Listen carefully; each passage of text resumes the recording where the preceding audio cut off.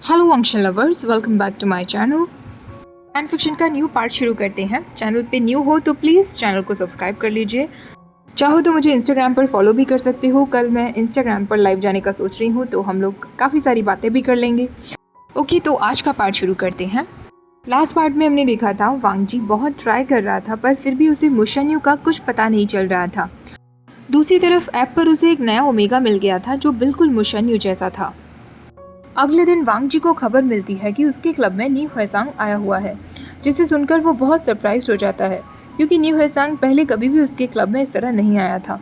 सिर्फ एक बार आया था, जब उसे अपने ब्रदर के साथ कोई अपॉइंटमेंट लेनी थी। वांग जी क्लब के मेन फ्लोर पर जाता है और हेसांग को ग्रीट करता है।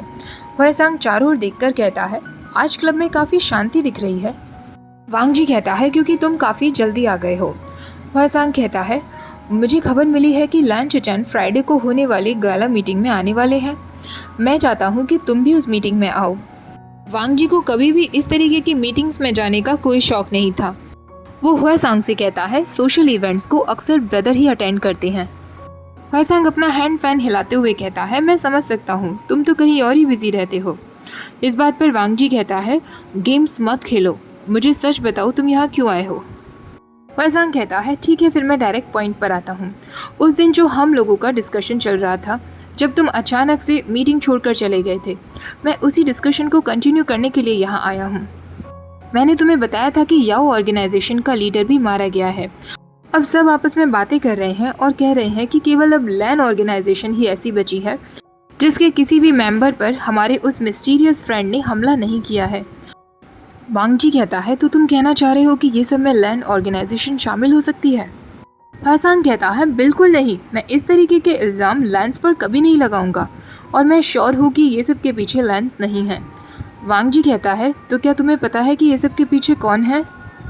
हासान कहता है, मैं तुम्हें बताना चाहता था कि मैं काफ़ी टाइम से किसी से कांटेक्ट करने की सोच रहा था, पर मैं सक्सेसफुल नहीं हो पाया था। पर फाइनली मैंने उन्हें होने वाली इस गाला मीटिंग में इनवाइट कर लिया है। इसीलिए मैं चाहता था कि तुम भी इस गाला मीटिंग में आओ, शायद तुम्हारा भी उनसे मिलना हो जाए और तुम्हें कुछ पता चल जाए। वांग जी कहता है, ठीक है, मैं ब्रदर के साथ उस गाला इवेंट को अटेंड करूंगा।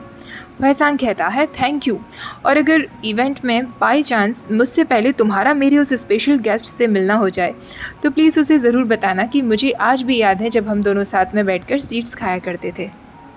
जी कन्फ्यूजन में हुएसांग की तरफ देखता है, पर हुएसांग अपना फ़ैन हिलाते हुए वहाँ से चला जाता है। उस रात के वक्त वांग जी फिर से उस ऐप को खोलता है और मुशन्यू की प्रोफाइल को चेक करने लगता है, जिससे वांग जी को पता चलता है कि मुशन्यू को ऑलरेडी हंड्रेड्स अल्फ़ा के मैसेजेस रिसीव हो चुके थे, पर मुशन्यू ने केवल एक ही अल्फ़ा के मैसेज का जवाब दिया था। वांग जी बहुत ज़्यादा क्यूरियस हो रहा था ये जानने के लिए कि आखिरकार उसने किस अल्फ़ा के मैसेज का जवाब दिया होगा। वो मुशन्यू की प्रोफाइल पर जाकर एक मैसेज टाइप करता है। उस मैसेज में वांग जी लिखता है, अगर तुम अनसेटिस्फाइड थे तो तुम्हें जाना नहीं चाहिए था। अब जब तुम्हें इतना समय मिल गया कि तुमने मेरे पर्सनल फ़ोन नंबर का पता लगा लिया, तो शायद उस रात तुम उतने भी ज़्यादा अनसेटिस्फाइड नहीं हुए थे। अब मैं तुम्हें फिर से इनविटेशन दे रहा हूँ। कल रात मैं क्लब में ही होऊंगा और मैं सिक्योरिटी से कह दूंगा कि वो तुम्हें बिना टोकन के भी अंदर आने देंगे। 10 मिनट के इंतज़ार के बाद वांग जी को विंग का मैसेज रिसीव होता है, जिसमें उसने लिखा था, क्लब में नहीं, क्योंकि तुम्हारे क्लब में कुछ ऐसे लोग काम करते हैं जो मुझे बिल्कुल पसंद नहीं आए। तुम्हें शायद उनमें से कुछ लोगों को रिप्लेस कर देना चाहिए। वांग जी सोच रहा था विंग ज़रूर सुशे की ही बात कर रहा होगा। वांग जी अब विंग को मैसेज करता है, फ्राइडे नाइट को मैं चिंगे जा रहा हूँ। कुछ टाइम बाद वो मुशन्यू को एक और मैसेज करता है, मैं तुम्हारी ट्रेन के टिकट के पैसे भी दे दूंगा अगर वो इशू है तो। विंग समझ गया था कि वांग जी उसे भी चिंगे इनवाइट कर रहा है। वो तुरंत उसे रिप्लाई देते हुए कहता है, अच्छा, तो गगा मेरे लिए ट्रेन की टिकट देने के लिए तैयार हैं, मुझे तो बहुत खुश होना चाहिए। वांग जी तुरंत उसे मैसेज करता है, अगर मुझे किसी की कंपनी चाहिए तो अपने कंपेनियन के खर्चे भी मैं खुद ही उठाता हूँ। इस पर विंग उसे मैसेज करता है, और अगर मैं कहीं जाता हूँ तो मेरे पास अपने तरीके होते हैं वहाँ जाने के। वांग जी को इरिटेटेड फील होता है क्योंकि मुशन्यू ने उसे पे करने से मना कर दिया था और वांग जी को ना शब्द सुनने की आदत नहीं थी, पर उसे मुशन्यू से मिलना था और काफ़ी सारे क्वेश्चंस पूछने थे। वो चिंगी में जाकर जिस होटल में ठहरने वाला था उस होटल का एड्रेस मुशन्यू को सेंड कर देता है और लिख देता है, मैं इसी होटल में ठहरूंगा, तुम्हें यहाँ टाइम से पहुँच जाना है। अपने रूम के फ्रंट डेस्क पर मैं कीज़ छोड़ दूंगा, और अगर तुम्हें डेस्क पर कीज़ रखी हुई ना मिले तो समझ जाना कि मुझे उस रात के लिए कोई और कंपेनियन मिल गया है। इसके बाद वांग जी उस ऐप को क्लोज कर देता है क्योंकि वो मुशन्यू का अब कोई भी रिप्लाई नहीं देखना चाहता था। अगले दिन क्लब में सुशी नहीं आया था। उसने बीमार होने का बहाना बनाया था। वांग जी ने अपने 2 गार्ड्स को सुशी के अपार्टमेंट को चेक करने के लिए कहा था। क्या सुशी सच में बीमार है भी या उसके एब्सेंस में कहीं मिलने जा रहा है, क्योंकि वांग जी को अब चिंगी के लिए निकलना था। अब गाला इवेंट वाली रात आती है। लोग आपस में अपने बिजनेस से रिलेटेड डिस्कशंस कर रहे थे। जिन्स और वैंस के बीच डिस्कशन हो रहा था, पर वांग जी शॉक था कि उस रात इवेंट में वेंचाओ की जगह वेंचू आया हुआ था। ये हुएसांग का वो स्पेशल गेस्ट अभी तक नहीं आया था, पर वांग जी को और भी ज़्यादा इरिटेटेड इसलिए फील हो रहा था क्योंकि मुशन्यू भी अभी तक नहीं आया था। वांग जी ने अपने रूम के बाहर मुशन्यू के लिए कीज़ छोड़ दी थी, पर अभी तक होटल से उसे कोई कॉल नहीं आया था कि उसके रूम में कोई आया है। वांग जी की रेस्टलेसनेस बहुत ज़्यादा बढ़ चुकी थी और उसने सोच लिया था कि जब भी मुशन्यू उसके हाथों में आएगा वो उसे छोड़ने वाला नहीं है। तभी अचानक काफ़ी सारे वेटर्स सर्विंग ट्रे लेकर वहाँ से गुजर रहे थे। एक वेटर वांग जी की नज़र में आ जाता है। वांग जी उसे और क्लोजली देखता है तो उसकी नज़र उसकी स्लेंडर नेक पर जाती है। वांग जी तुरंत पहचान जाता है कि ये मुशन्यू है। वांग जी मुशन्यू के पास जाने ही वाला था, पर उससे पहले ही वेंचू उसके पास पहुंच जाता है और मुशन्यू के हाथ में जो ट्रे थी उससे ड्रिंक उठाने लगता है। वांग जी को ये सब देखकर बहुत गुस्सा आ रहा था। मुशन्यू वहाँ से जाने वाला था, पर वेंचू तभी उसके कान में कुछ ऐसा कहता है जिससे मुशन्यू वही की वही फ्रीज हो जाता है। वांग जी अब बस उन दोनों की तरफ ही देख रहा था। वेंचू कंटिन्यू मुशन्यू को कुछ बोले जा रहा था और मुशन्यू इसी तरीके से फ्रीज वहीं खड़ा था। वेंचू मुशन्यू के नज़दीक जाता है और उसके कान में कुछ कहता है। ये देखकर वांग जी अपनी मुट्ठी टाइटली गुस्से में बांध लेता है। मुशन्यू वांग जी के क्लब में आया था और वहाँ से चला गया था। उसके बाद मुशन्यू ने वांग जी को ऐप पर अप्रोच करने की कोशिश भी की थी, पर यहाँ जहाँ वांग जी ने उसे इनवाइट किया है यहाँ वो उसके रूम में इंतज़ार करने की जगह किसी और अल्फा से बातें कर रहा था। ये देखकर उसका गुस्सा बढ़ता जा रहा था। अब वेंचू एक नैपकिन उठाता है और उस पर कुछ लिखकर मुशन्यू की पॉकेट में डाल देता है। मुशन्यू उसे ऐसा करने देता है। अब वेंचू एक लास्ट टाइम मुशन्यू से कुछ कहता है और उसकी तरफ मुस्कुराते हुए वहाँ से चला जाता है। उसके जाने के बाद मुशन्यू तुरंत उन ट्रेस को वहीं रख देता है और हॉलवे की तरफ चला जाता है। वांग जी अपने आसपास देखता है कि किसी ने नोटिस तो नहीं किया और कुछ टाइम बाद वो भी मुशन्यू को फॉलो करता है। अब आगे हमें स्टोरी बताई जाती है कि आखिरकार कैसे वुयिंग वहाँ पहुँचा था और वेंचू ने उससे क्या कहा था। जब वुयिंग और वेनिंग साथ में थे, वेनिंग ने सुशी के डेटा को अच्छे से एनालाइज किया था और उसे पता चला था कि सुशी का जिन के किसी मेंबर के साथ कनेक्शन है। वुयिंग पुरानी बातें सोचने लगता है कि आखिरकार वो क्यों वेंचाओ को जान से मार देना चाहता था। दरअसल वेंस ड्रग्स ट्रेडिंग किया करते थे। वो जिन्स को सेक्स ट्रैफिकिंग के लिए ड्रग्स भेजा करते थे। जिन्स और वेंस पहले पार्टनरशिप में थे। जिन्स ने काफ़ी सारे ब्रॉथल्स खोले हुए थे जहां वर्कर्स को अपनी परफॉर्मेंस जारी रखने के लिए ड्रग्स की ज़रूरत पड़ती थी, जो वेंस उन्हें प्रोवाइड करते थे। अच्छे प्रॉफिट होने के कारण अब वेंस भी अपने ब्रॉथल्स खोलना चाहते थे, जिसके लिए उन्होंने जांग टेरिटरी को चुना था। जांग टेरिटरी के पास में ही हीलिंग सिटी थी जहां वो ड्रग क्रॉप्स भी अच्छे से कर सकते थे, पर जांग फेंगम्यान और मैडम यू को ये बिल्कुल भी मंजूर नहीं था। जांग फेंगम्यान ने साफ मना कर दिया था कि वो अपने टेरिटरी में कोई भी ब्रॉथल नहीं खुलने देगा और वैन रूहान को ना सुनने की आदत नहीं थी, जिस कारण उसने पूरे जांग ऑर्गेनाइजेशन का खात्मा कर दिया था। केवल यानली और जेंगछा रह गए थे क्योंकि उस वक्त वो वहाँ नहीं थे। विभूषण ने तभी से सोच लिया था कि वो वेंचाओ को नहीं छोड़ेगा। वेंचाओ ने बस कुछ प्रॉफिट के लिए जांग फेंगम्यान और मैडम यू की जान ले ली थी।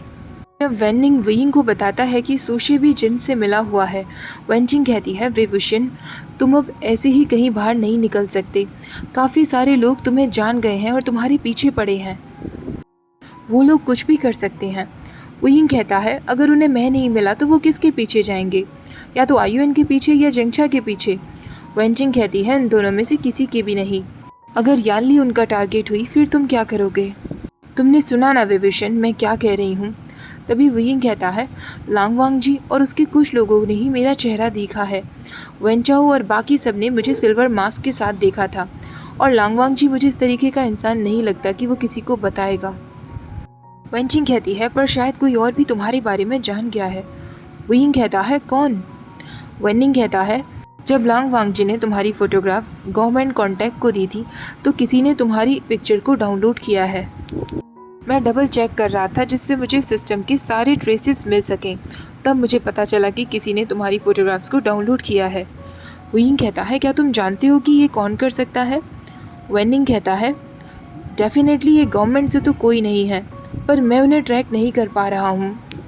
वुयिंग कहता है कोई बात नहीं, पर उसने तुम्हें नोटिस तो नहीं किया ना? वेनिंग कहता है नहीं, क्योंकि वो भी वही कर रहे थे जो मैं कर रहा हूँ, ट्रैक्स को क्लीन कर रहे थे सिस्टम में से। पर वो जो भी था मेरे जाने से पहले जा चुका था, इसलिए उसे मेरा नहीं पता चल सका। वुयिंग कहता है ये जो भी कोई है लैंड ऑर्गेनाइजेशन से तो नहीं हो सकता, ये जिन ऑर्गेनाइजेशन से भी नहीं हो सकता, क्योंकि साइबर के मामले में वो बिल्कुल डम्ब है। वेन चाओ ऐसा कर सकता है, पर वो ऑलरेडी मुझे हाफ मास्क में देख चुका है, तो क्या वो इतना बड़ा रिस्क उठाएगा कि गवर्नमेंट सेक्टर से मेरे फ़ोटोज़ को डाउनलोड करे? वेनिंग कहता है उनके हैकर्स इतने अच्छे हैं भी नहीं। वुयिंग कहता है तो फिर कौन हो सकता है? क्या नी ऑर्गेनाइजेशन से कोई है? मैं उनके बारे में ज़्यादा कुछ नहीं जानता, पर इस बात से मुझे सरप्राइज़ भी नहीं होगा, क्योंकि मैं न्यू मिंगजे के लिटिल ब्रदर के साथ फ्रेंड्स हुआ करता था जब हम छोटे थे। अगर नी हुएसांग मेरे फ़ोटोज़ को देखता है तो चांस हो सकता है कि वो मुझे पहचान जाए। हालांकि बहुत समय बीत चुका है जब हम दोस्त हुआ करते थे, पर क्या पता उसने मुझे पहचान लिया हो। ये सारे ऑर्गेनाइजेशन के लीडर्स जिसे यीलिंग पैट्रियार्क कहकर बुला रहे हैं, अगर हुएसांग ने ये फिगर आउट कर लिया कि वो यीलिंग पैट्रियार्क और कोई नहीं उसके बचपन का दोस्त वेवुशन है, तब तो मुझे कोई नहीं बचा सकता। वेनिंग कहता है वेट, क्या तुमने अभी नीस का नाम लिया? वुयिंग कहता है हाँ। वेनिंग कहता है क्या तुमने अपने चैट रूम के लेटेस्ट मैसेजेस को देखा है? शायद मैंने वहाँ ऐसा कोई नाम पढ़ा था। वुयिंग तुरंत अपने मैसेजेस को चेक करता है जिसमें हुएसांग का मैसेज था। शायद मैं जानता हूँ कि तुम कौन हो, शायद हमारे गोल्स कॉमन हो सकते हैं। डिस्प्ले पिक्चर पर आर्ट्स बनी हुई थी और यूज़र नेम था आई डोंट नो। वुयिंग उस प्रोफाइल को देखकर कहता है ये नी हुएसांग ही है, मैं श्योर हूँ। उसे हमेशा से आर्ट्स पसंद थी जब हम बच्चे थे, पेंटिंग्स और फैंस, उसे यही तो पसंद था। हुएसांग ने वुयिंग को अपनी उस गाला इवेंट में इनवाइट किया था। उसी बीच जब वुयिंग लांगवांग जी से बात कर रहा होता है तो वो वेनिंग से कहता है वेनिंग, वांग जी भी उस नी गाला इवेंट में जाने वाला है। वेनिंग उससे कहता है तुम अब उससे डायरेक्टली मैसेजेस में बातें कर रहे हो? वुयिंग कहता है नहीं, हम ऐप पर बातें कर रहे हैं, उसने मुझे आज रात अपने क्लब में इनवाइट किया है। वेनिंग की आंखें वाइड रह जाती हैं तो वुयिंग कहता है मुझे पता है कि ये उसका एक जाल है, वो शायद ये देखना चाह रहा है कि मैं इस गेम को कंटिन्यू करूंगा या नहीं। मैंने उसे आने के लिए मना कर दिया, तो अब वो मुझसे चिंघे में मिलने के लिए कह रहा है फ्राइडे नाइट को, और तो और वो मेरी ट्रेन की टिकट के पैसे भी देना चाहता है। उसने मुझे इतना गया गुजरा समझा है क्या? वेनिंग इस बात पर कहता है मे बी वो तुम्हें एक्चुअली मिलना चाहता हो। ज़रा तुम खुद ही सोचो, तुमने उसे मना किया पर फिर भी वो तुम्हें मिलने के लिए बुला रहा है। तुमने अपने कपड़े क्लब में चेंज कर लिए थे, पर फिर भी इमीडिएटली वो तुम्हें पहचान गया था और उसने तुम्हें ऑनलाइन भी ढूंढ लिया। वुयिंग अपनी आइज़ रोल करते हुए कहता है तुम कुछ भी उल्टा सीधा मत सोचो, वो बस एक बहुत अच्छा ऑब्जर्वर है। उसका पूरा आइडिया है मुझे वहाँ गुसू वापस बुलाकर मुझसे अच्छे से इंटेरोगेशन करने का, क्योंकि मैं उसे सिक्योरिटी रिस्क लग रहा हूँ। वो कोई एक्चुअली मेरे साथ रात बिताने के लिए मरा नहीं जा रहा है। ओके गाइज, इस पार्ट को मैं यही ख़त्म कर रही हूँ। आज का वीडियो अच्छा लगा हो तो प्लीज़ वीडियो को लाइक शेयर, चैनल को सब्सक्राइब करना मत भूलिएगा। Thank you for watching, bye bye.